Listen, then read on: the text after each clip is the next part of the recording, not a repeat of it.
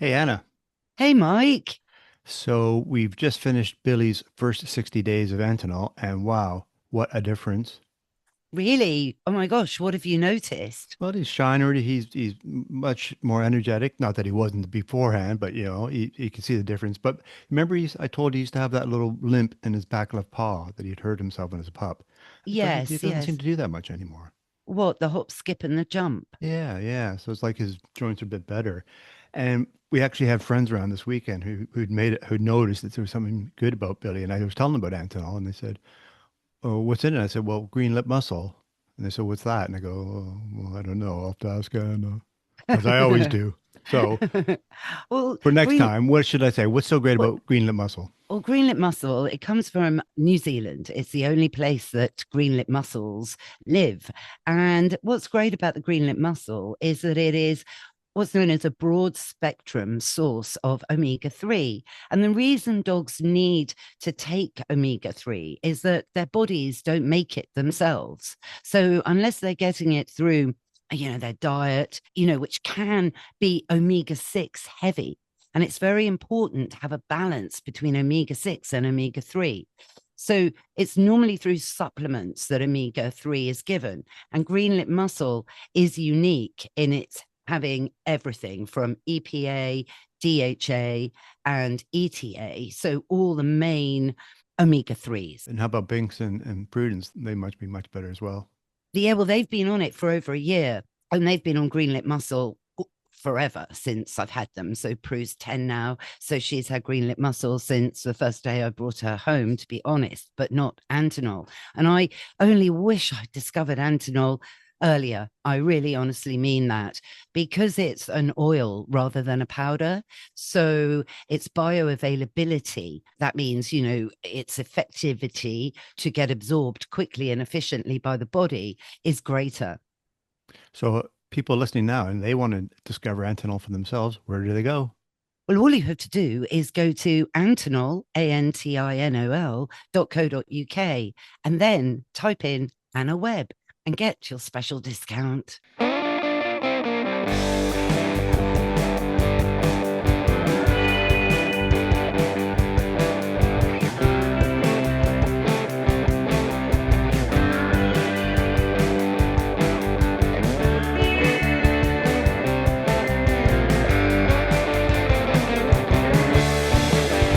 Hello, I'm Anna Webb.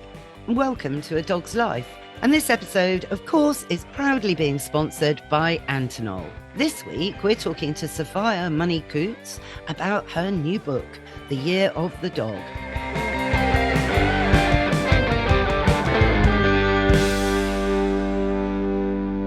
Sophia Money-Coutts, thank you so much for joining me on A Dog's Life. Hello, Anna. Thank you very much for having me. Well, no, it's absolutely brilliant because we're talking today about your new book. Is it your first book, Sophia? My new book, it's the first non-fiction book I've ever published. It's my first memoir, which I always think sounds like quite a grand word to use considering I'm 40, not 90. But anyway, it's a memoir. I published fiction before, 6 novels, but this is my first non-fiction. It's absolutely brilliant because it's so appropriate. I love it, by the way. I Good. really do. Yeah. It so resonates because it is called The Year of the Dog. hmm And it is about your first year with your Parsons, or is it a Patterdale Terrier? He's a Parson Terrier. They're basically, as I guess lots of your listeners will know, they're like big Jack Russells. Yes, no, I love them. I absolutely love them. I actually thought in reading the book, which I have done quite quickly, actually, using a Mm. PDF on the laptop. So Yep, it's not very the good. same, as having a book. So you can do the dog ears. Oh, like that. We'll get you a copy sent. Very good. We'll get No, a copy don't of worry. both. No, don't. It's absolutely brilliant. Listen, I love terriers. I've got two here at the moment. I was thinking that when I did my homework on you, and I was Oh, doing some creepy Googling. I thought, oh, there's a woman who also likes a terrier. They I are the do. best. They Right. are the best. I believe, Sophia, that terriers keep you young. Oh, None of good. this Harley Street business. Just get a terrier. They keep your wits about you. That's for sure. They're constantly fun, so you're never bored. And I True. believe that Challenging. really. Yeah. So yeah. So Sophia, I love the book. Okay, because it kind of rings loads of bells with me because I got my first miniature bull terrier, age 37. Oh, After, yeah, very similar. Yeah, yes, that's what I mean. And I was actually living with someone at the time, and it's kind of different in a way, okay? Because basically, it was way before dog friendly even hit the world that you could possibly take your dog to a pub, a Anywhere. couple, Yeah. anywhere really. I mean, and that's something that you do touch on in the year of the dog, actually, when you end up with Dennis, that's his name, isn't Yeah. it? Dennis, who's asleep at my feet right now. How good, how Good good. boy. Well done, Dennis. When you're doing a feature about dog friendliness, I think it was for Tatler, was it? And you find yourselves down in Chelsea and he's eating a truffle egg or something. Am I right? Oh yes, no. Oh, very well researched. Yes, it was a piece for the Times, and I had to go to various restaurants to test out their dog friendliness because these days, yeah, there are lots of really quite posh restaurants where you're now allowed to take your dog. So yes, it was early this year in January. I went to a posh restaurant in Mayfair, and they brought out some truffled arancini, and I surreptitiously cut off a little bit and gave Dennis his first truffle while he was sitting beside me in this Mayfair restaurant that I have to say felt very silly and very spoiled. Luckily, there were very few other people. We were quite early for lunch, so we didn't have too many people around us frowning at me as I fed my dog truffle. But you're so lucky bringing Dennis into a world when these establishments do this, because it Yeah. hasn't been around for that long, And so what happened with me and my boyfriend Mike with Mm. Molly, basically I just gravitated to just wanted to spend time with Molly, really. I mean, he Yeah. became so secondary, sadly, to everything, really, that it ended in the inevitable breakup, to be Oh, fair. did it? So you had the Yeah, same thing as me. Oh, I see. yeah, yeah. And then it was just basically me and Molly. Or Molly and me taking the world on together, basically. Yeah. Absolutely brilliant, which you've kind of discovered, haven't you, with Dennis? And reading the book, I've loved it, some of the anecdotes. Oh, I'm so glad. Yeah, I mean, I think the beginning of the book is just before I get Dennis, and I decided with my ex, who was also very dog mad. He joked before we started going out that he was going to give up dating and just get a dog. And I'd always wanted my own dog, so we got a dog. Although to be fair, I bought Dennis. He was always my dog, but it was a sort going to be my dog, but it was a sort of collaborative process, and we went to collect him together.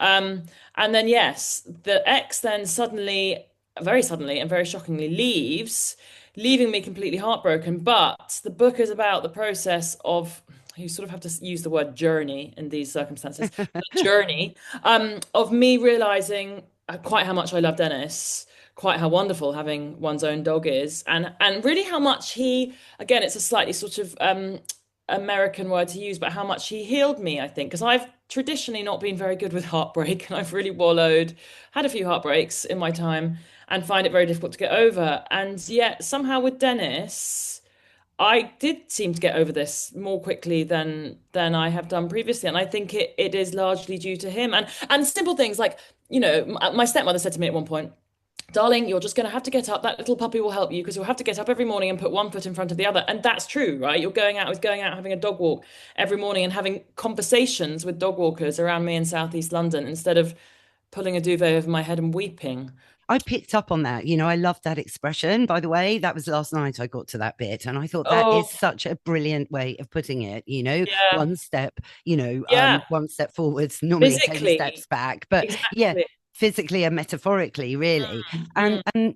and that's the thing. I mean, were you surprised when you grew up with dogs, didn't Mm. you? So Very, very doggy household always, at least two or three dogs bounding around. So yes, I knew about them. But I do think it's different when you have your own, I think, and it's your dog that you are fully responsible for. and different in London, I think. Living in London with Yeah. dogs, lots of people used to think, oh, you can't live in London with a dog, and I then know. Well, I mm. still think it's probably true for certain dogs. Although, to be fair, these days in London, on our walk this morning, we saw pointers, we saw Vizslas, we saw lots of big dogs. Um, Dennis is a great size because he's a terrier. He's about 8, 9 kilos, depending on how many treats he's had. So I can hoik him under one arm on the tube, which is helpful because because he comes everywhere with me now. So, it's a good size to be able to get around London with. And luckily, I live in a very leafy green patch of it with woods and a huge park and lots of green spaces. So that's pretty good for him. I think that's important as well when you, because the book's coming out. Well, it's out now, I think, isn't it? Out Yes. in well, it'll be out by the time this probably comes out. It's out in 2 days, technically. Oh It's out on yes, yes, actually. So, oh my word, I'm honoured. This will be one of the Thursday. first, one of the first airings, and it's timely, really, because that dreadful word Christmas. I know you talk about Christmas in the book, and it's all Yes. lovely, but Christmas, it's different connotation. But the Yeah. thing is, we must underline that a dog is for life and not just for Christmas. Well, exactly. I mean, I can see though. So before I got Dennis, and having grown up with dogs, I felt like I knew about dogs, right? I'm not squeamish. I don't mind picking up poo, etc., etc.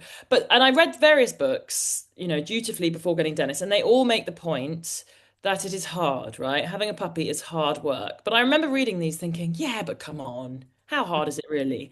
And then, as I detail in the book, the first few months, particularly because my ex then left, I found really, really difficult. Also, just tiring, actually.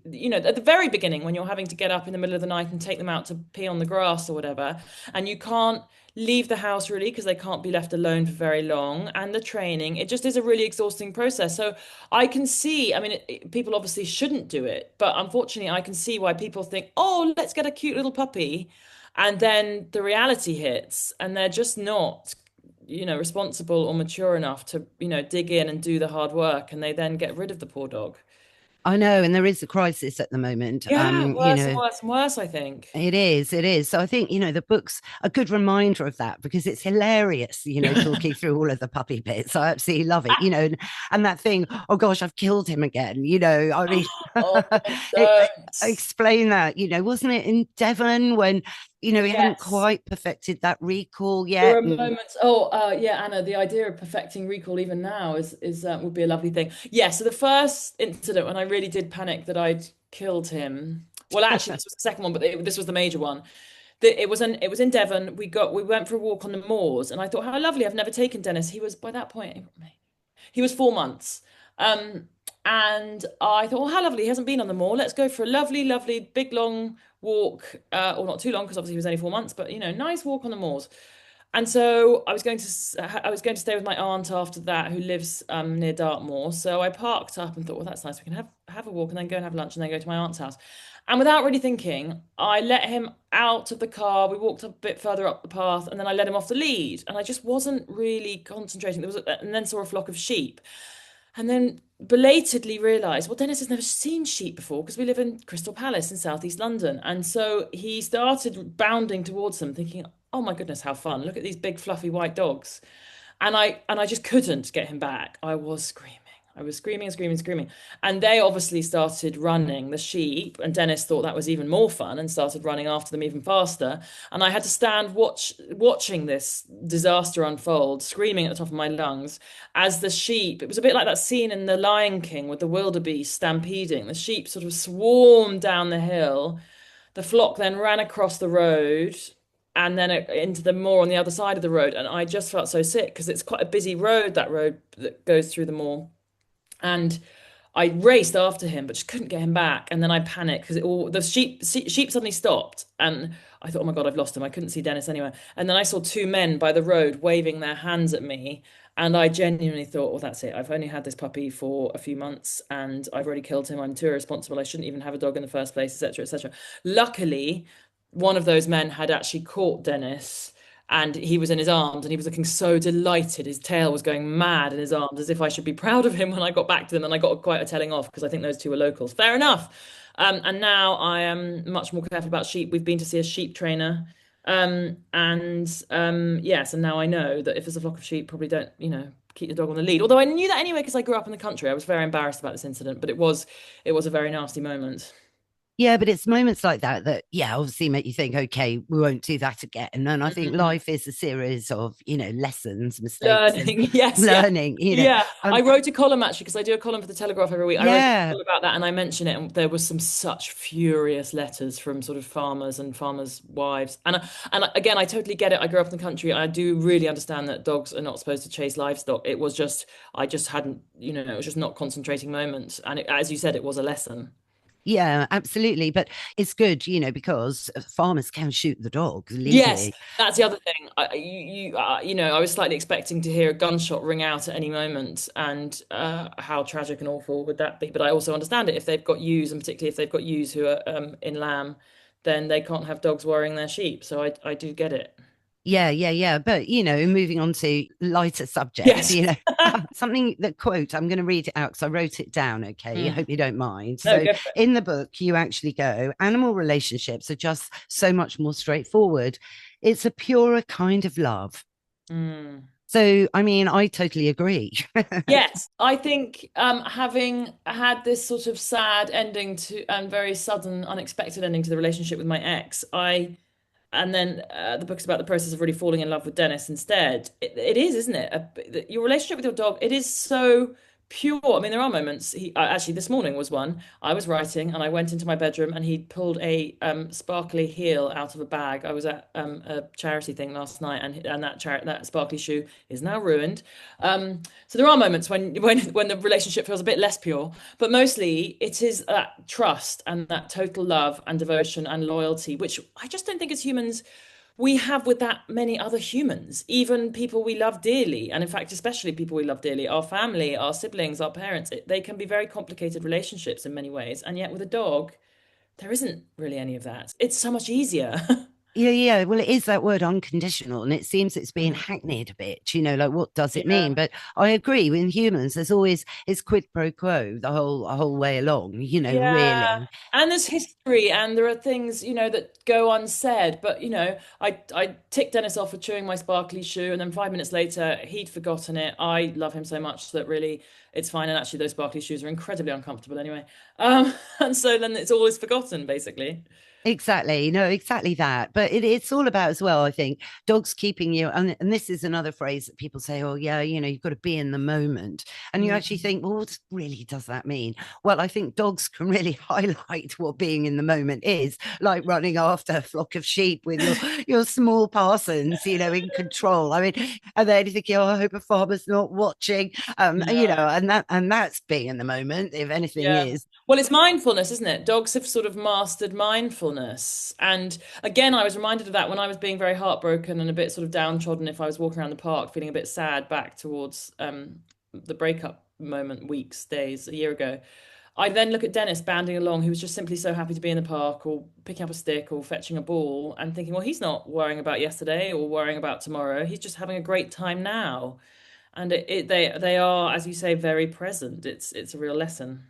Yeah, exactly. And I just think, with the trust and the loyalty of your dog, in the book, you really sort of develop this whole love for him, which started off a bit shaky, um, all the claustrophobia going on, Yeah, the puppy blues. the puppy blues. And it is hard work. So it's something to Mm, really remind people of in case anyone's thinking of buying a puppy for Christmas. yeah, It really is. But it is kind of through the hard times that you have to go through that your relationship gets even stronger. It's almost like the true path of what's that expression? Path of true course of love is love, never smooth. course of true love. Yeah, Ned did one. Yeah, Yeah, exactly. And I think yeah.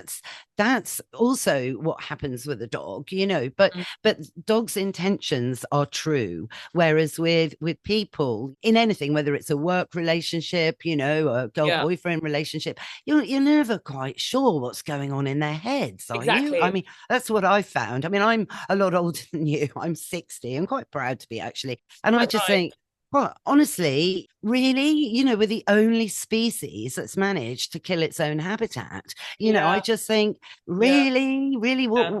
I don't know. And then you look at all animals. I mean, I'm turning into a bit of a cat lady in my older age, actually, as well. Your I'm terriers get on with your cats. Yes, yeah, they do actually. With clear boundaries. I'm all about creating clear boundaries with my dogs. Yeah. They have their cues, bed, chair. And you have to live with a confident cat. And what Mhm. Baggy really is a confident case. He's actually still got his testicles. He is a true Lucky old tomcat. Baggy. Lucky old Bags. Well, he arrived half dead and landed on my doorstep when my Oh, last cat actually was sadly misdiagnosed and died on a life support machine. I mean, you can't make it all up. And then Bags arrived, and I just thought, crumbs. So I had to take him in, and all the rescues were full. There was a 3-month waiting list. I went, 3 months. I was trying to compute that rather than Yeah. 3 days. Yeah. And so obviously he stayed, and we've been through a bit of thick and thin already. You know, he nearly died again, but he's stable at the moment. He's Yeah. had a terrible life, bless him. But, you know, I love that. I love fixing, I love helping animals basically Yeah. and Again, working. through adversity, Yeah, through adversity, you yeah, know, love triumphs. fallen in love with him. Yeah. And in a way that's highlighted in the book with, I mean, you leave everyone on a cliff edge. Don't worry, I'm not going to give Ah. away any Well, spoilers. do you know what? I wanted to do that because I wanted to make the point. My editor actually suggested an epilogue where I clarified that and cleared up what had happened. And I said no because I really wanted to make the point that life isn't clear cut. You can't tie up life in most cases with a neat bow. Life is more complicated and messier than that. So that's why, well, listeners, any listeners who read the book will understand this once they've read it. I just, yeah, I did want to leave it on that slight cliffhanger. Slight. I'm Ta-da! not, I know, I'm not, hang on a minute. So I had to go back a few pages. Like, have I missed something? Do you know what I so Yeah. yeah. So yeah, there is that sort of thing. I mean, you know, it's nice, isn't it, to sort of have surprises, to not have everything so clear cut. See, in the book, you do unfold really how you thought your life should be around about now. Yeah. And I think it's in a great place by everything that I'm reading. I mean, it's so sad. I mean, it's great that you met Jilly Cooper. I mean, you must have been Oh, one of the last another journalists. dog lover. Oh, huge. Well, I've had the Yeah. pleasure of interviewing Jilly as well, actually. Oh, she was heaven. Heaven, absolute heaven. And so her passing recently was very sad because what an ambassador for I animals. sobbed. I didn't expect the reaction at all because I think sadly her dying was so unexpected and she seemed so with it. But yeah, it was very sad. But what a life, I think. It's one of those moments when you have to think it is a great loss, but what a life she had and how much joy that she brought people and animals, I think. Because when I went to her house in the summer to interview her, she had a animal sort of graveyard, really. It was this very touching little area at the back of her garden. Honestly, there must have been, I don't know, 30, 40 headstones for all the cats and dogs. I don't think any horses were there because they would have been too big, but all the cats and dogs she'd ever had were buried in this plot at the back of the garden, and it was so sweet. Oh gosh, that I know. Oh It gosh. was very special. And of course, you know, she played a big role with the animal memorial, you know, that's at Hyde Park Corner, you Oh, know, the yes, yeah, yes, yes, yes, yes, yeah, exactly. yeah, which is It was always she amazing.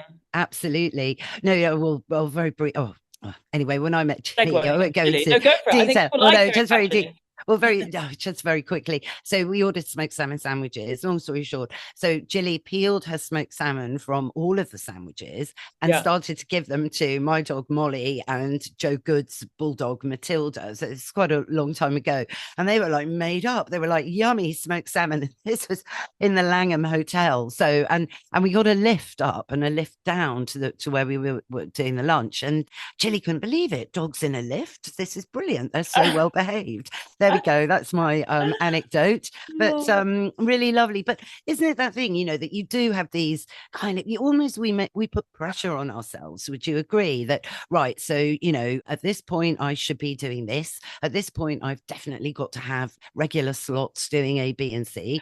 oh yes. Well, in Yeah. life, yes. In Goals, life. Yeah. yes. I think Goals, these so. goals. I mean, I'm 40 now, and I mean, although to be fair, I was never one of those sort of young girls who thought by the age of 30 I'll be married and have a child on the way.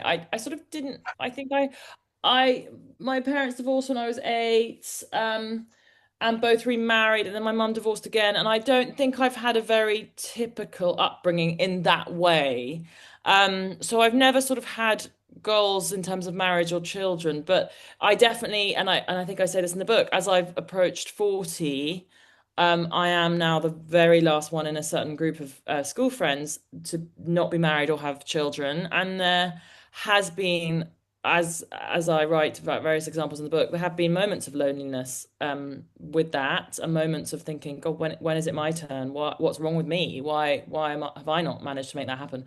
But again, Dennis has helped that enormously. And I think it's something that non-doggy people would maybe scoff at or laugh at and not really understand. Um, and I might have been more dismissive of it possibly until I'd got my own dog. Um, but he has fulfilled. I mean, I find people when they refer to their dogs as their sort of fur babies, or I don't love the comparison between babies and dogs because I understand that they're different, obviously. But I do have an immensely fulfilling life now with him.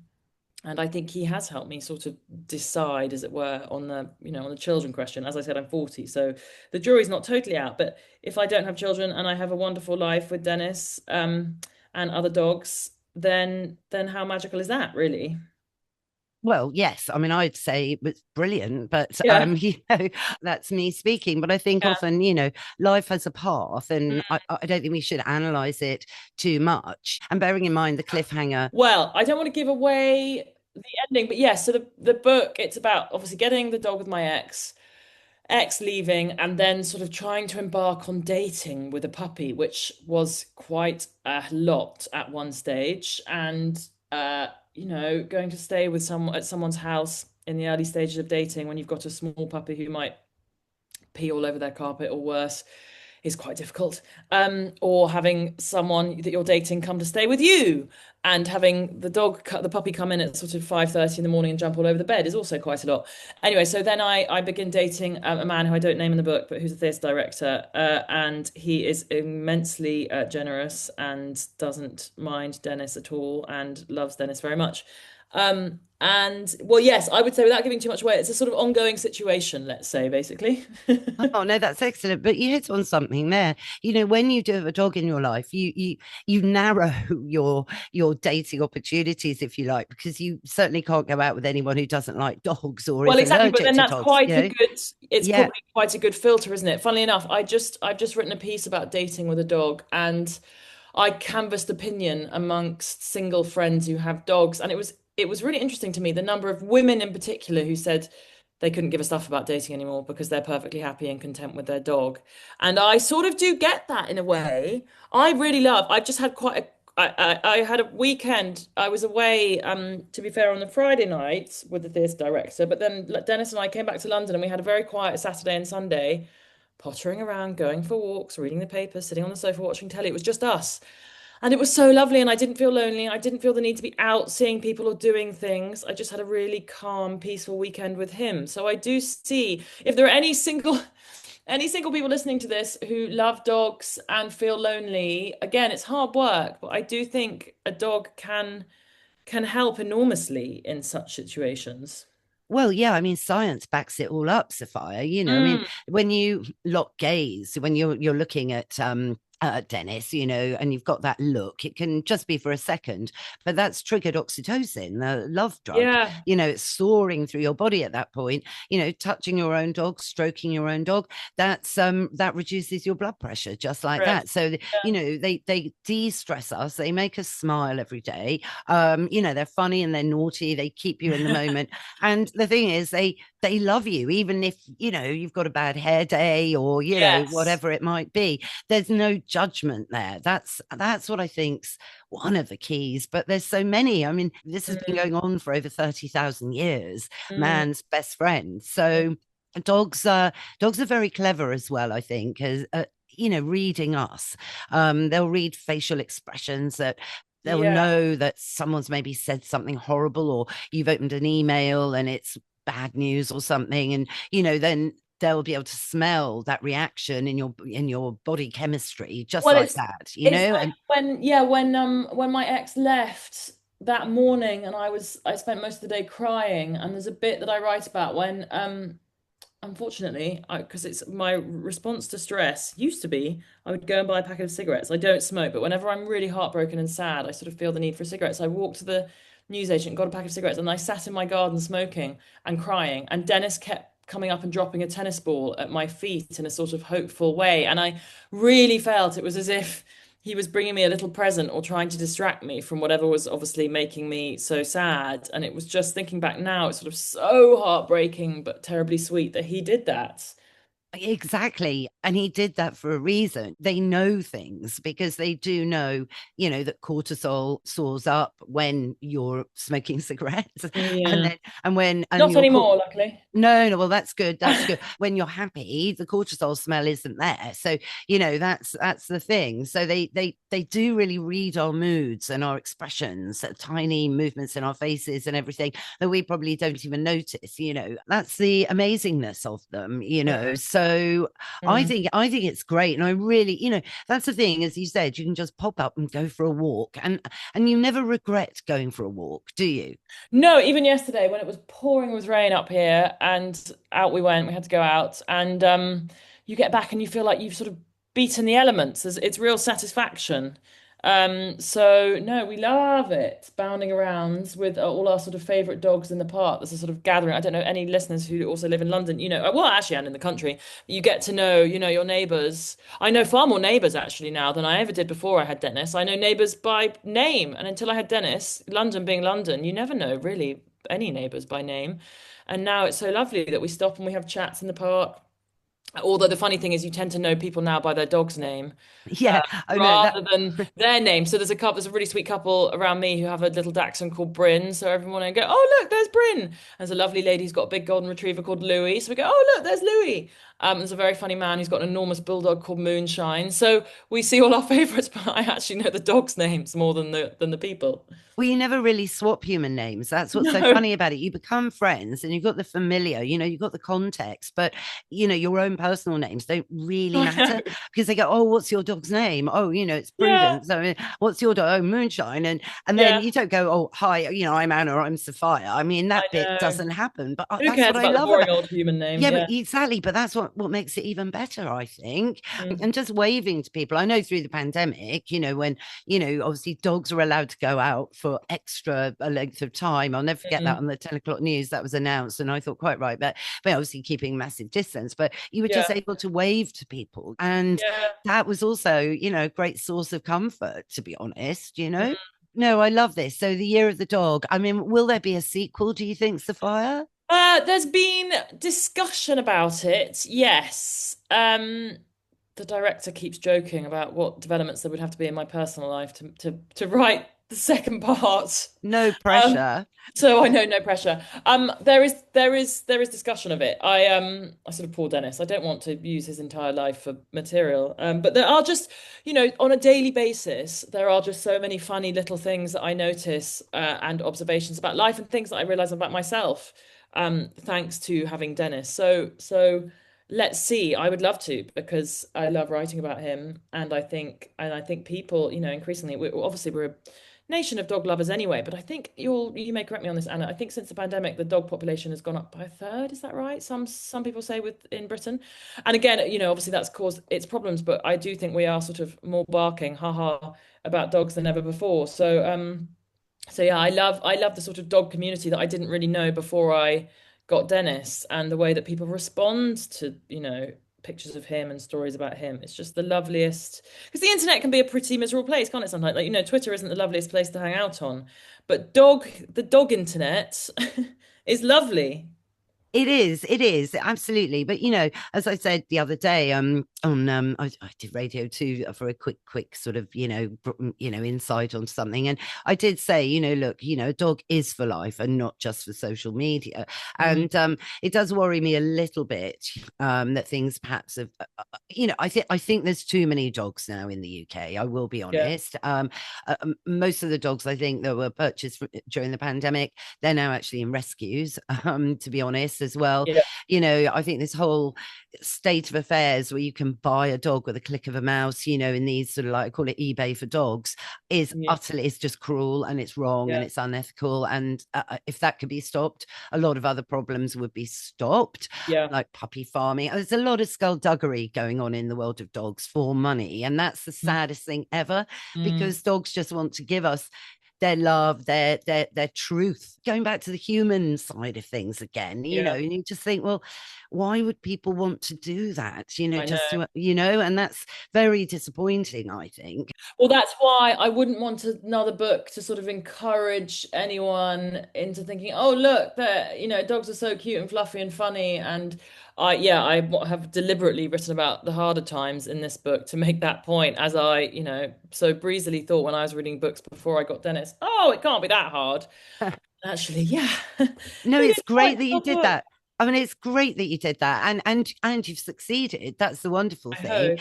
And your vet sounds lovely, Oh Martin. yeah, they're so good. They're around the corner from me, and oh God, they're just so sweet every time we go in there. And I have to get Dennis on the scales and give them treats. And they have that. I think lots of vets have this. That paste in the tube. That's his favorite that they smear on the table because Dennis now doesn't love going on the table. Uh, Oh, Unfortunately, because we've had too many incidents where he's eaten something and we've had to rush to the vet suddenly. But they smear that sort of delicious pasty stuff from the tube on the table, and that helps a bit.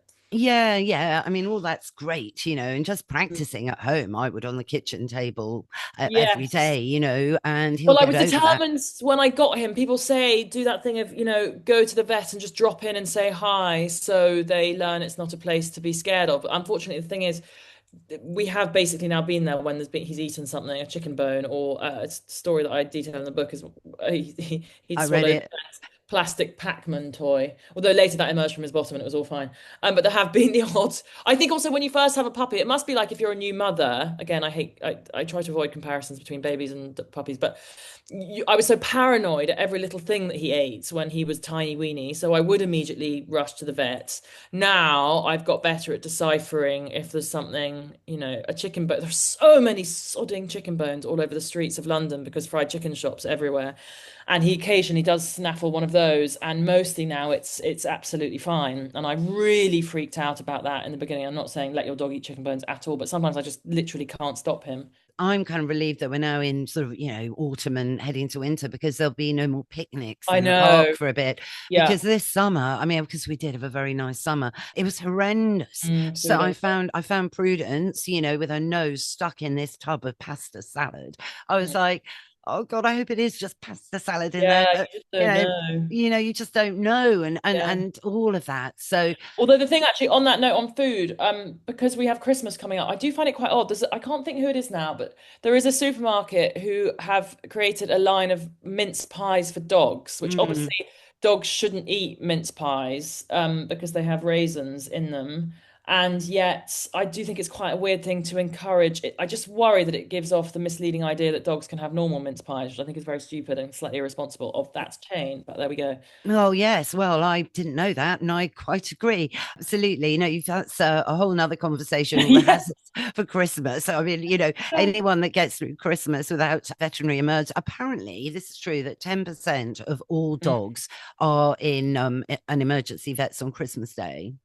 That's Oh, quite a lot, if we are that's looking at 13 million dogs, because anything can happen. You're wrapping God, and I paper. don't. And then No, there's so I Zika, which know. is a whole different ball game, obviously. But yeah, Yeah, so we won't go chocolate. there, but it's No. best to be vigilant and Yeah. prepared. No, Sophia, your life in the book sounds absolutely brilliant, and I think you've juggled the Dennis edition really, really well. I hope And so.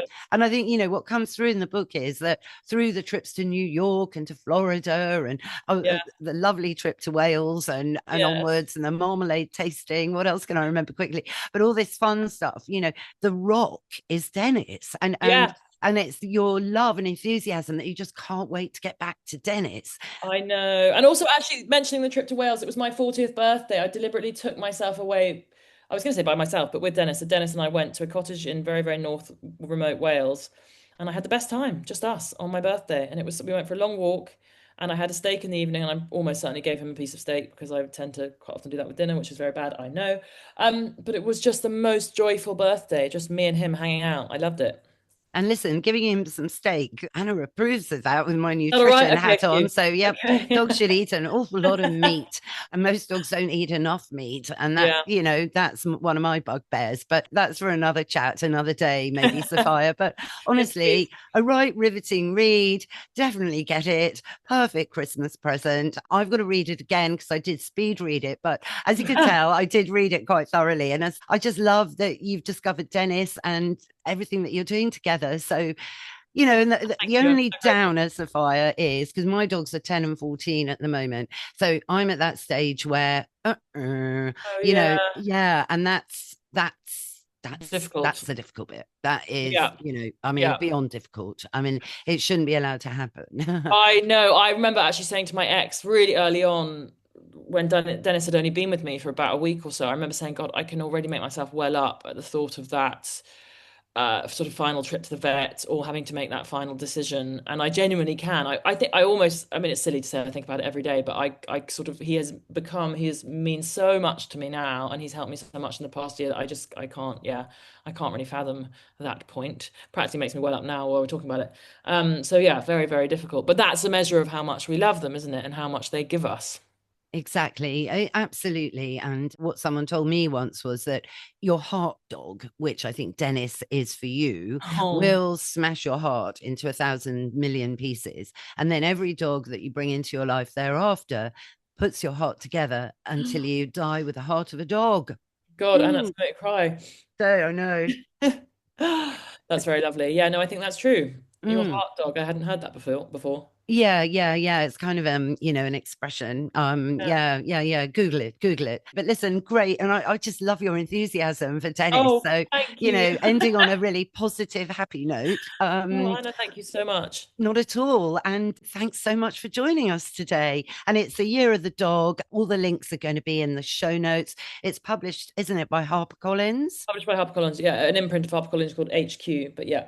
Oh, HQ. That's really good, actually. I like that. Yeah. Absolutely brilliant. And let's hope there is a sequel.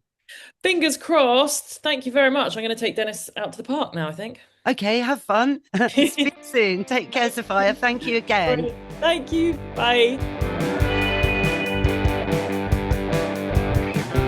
That's our show. I hope you all enjoyed it. If you did, go on, rate and review the show wherever you get your podcasts. Thanks again to Sophia for joining us, and I really can recommend that The Year of the Dog is a very good read. Thanks, of course, to Mike, my producer, for all the music and production as ever. And if you want to maximize my discount, you can when you purchase your Antonol. Just type in Anna Webb at checkout for your 10% off. And if you haven't already, go on, subscribe. It's free, and that way you'll never miss another show. Bye for now.